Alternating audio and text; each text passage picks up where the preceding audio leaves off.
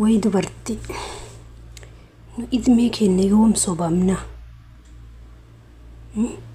نمان قد سوسو كيريا نمني ميك نكارغاري نمني ميكاتو مجان كون سين تاو مجان كون كا إلمو كو كان كيتين إلمو لرا أرغتاني إلمو بنغالي تيكي يامتي جدي أسو جدنيني أسو بيتو كاتي قلتي اتديبتي.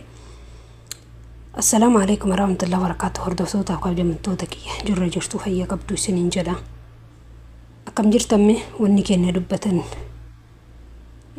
سلا كيسا نما إيسان كيسا بانسي dubartiin bakka buutee bakka dubartii takka buutee ofirraa dubbachuu jechuudha kun ammoo wallahi garummaan dubbatanii nama dhibas cadhisuus nama dhiba dubbachuus nama dhiba. Nu yoom nam tokkorraa yoom waa baran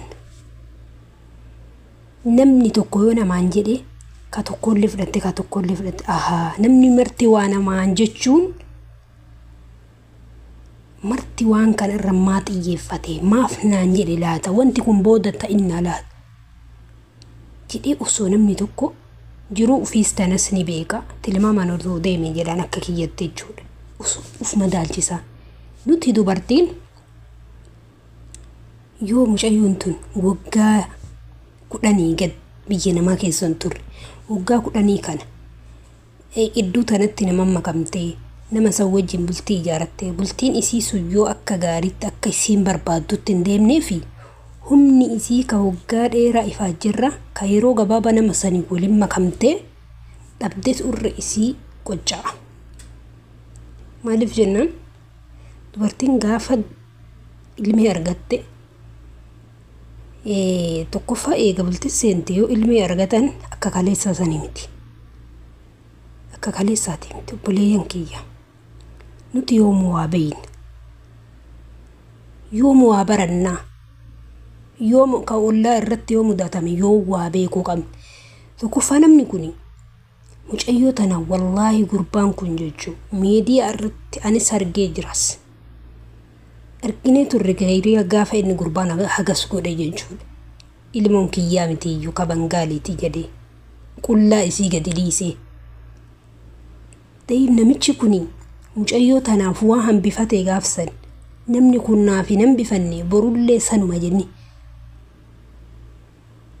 beekuu qabne garuu mucayyoo akkam akka taate hin beekuan deebiteetu miidiyaa irra dhuftee akkasuma daa'ima ofii waliin dalagataa gizee kaan kolfaa waan immaan isiitu gizee masan wallaahi subhaanallah gizee masan jibbeanii qaayidaan isiin godhattu gizee masan akka dubartii taargaa fireeni makiinaan gadhiise akka isiin akkas taatu gaafuma duraa beekeen waan dubbanne malee hin dubbanne garuu namni nama biyaasu tokko namni dhaaba qabu tokko waaniin isaa akkanuma siigala nama tilmaamee ilaaluuf jechuu yoo qaqqabanii ilaalan tayfiin ija qabde akkuma jedhan san yoo laaltu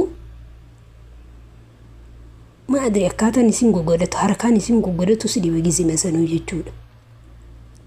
Ta'iif amma mee mucayyoon tun biyya galte ilmee ufii waliin akka malee kufte akka malee haa kuftuu miti ka garaana nyaate ana ka garaana nyaate osoo gaafsa waan uummanni jedhuun si gargaarri daa'ima sirraa galchina hafii dalagadhu jedhani osoo gaafsan hafte ta'iif galte namni kaleessa osoo isiin jirtu daa'ima wajjin isii gatee isii hin jaalatini gaafa isii waan isiin gadiin buute harkaa sassaabuuf isii fedhe malee yoom isii jaalate yoom isii fedhe hatta mucaan gandaatu mucaan baalagee akkana jedhe isii iyyuu dhaqee gorsee jedhe meediyaa irratti isii gurra isii irratti lagunoon an gorsine jettee haayimtuumee jedhe ragaa isii irratti gadi dubbatee jechuudha gurra isii keessatti.